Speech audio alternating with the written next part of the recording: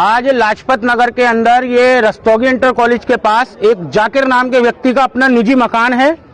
उसके अंदर उसके द्वारा मुस्लिम समाज के लोगों को बुलाकर और नई परंपरा डालकर यहां नमाज अदा कराई जा रही है, जिसका विरोध स्थानीय लोगों ने और राष्ट्रीय बजरंग दल के कार्यकर्ताओं ने सबने मिलकर सामूहिक रूप से किया है। हम कोई भी नई परंपरा नहीं पढ़ने देंगे। इस शहर के अंदर अशांति फैलाने वालों पर हमने शुरुआत से कही है कि मुकदमा लिखा जाए। जो लोग शहर की शांति को भंग करना चाहते हैं उन पर मुकदमा लिखा जाए। जो भी प्रशासनिक और शासनिक अधिकारी यहाँ आए हैं, हमने उनसे कही है, पुलिस के अधिकारियों से, कि जिन्होंने नई परंपरा डलवाने का प्रयास करा है, शहर की शांति को भंग करने का प्रयास किया है, उन पर मुकदमा दर्ज होना चाहिए। अस्सलाम वालेकुम सामीन, 4 रमज़ानुल मुबारक है, 27 मार्च है। ये वीडियो आपने सुन ली।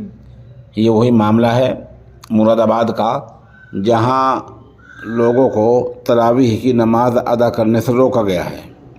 होना तो ये चाहिए था कि मकामी लोग मिली तंजीमों के साथ में एसडीएम से मिलते, डीएम से मिलते, पुलिस कप्तान से मिलते, मकामी असम्बली से मिलते, वज़ीर से मिलते और उन्हें बताते कि तरावी की अहमियत क्या होती है।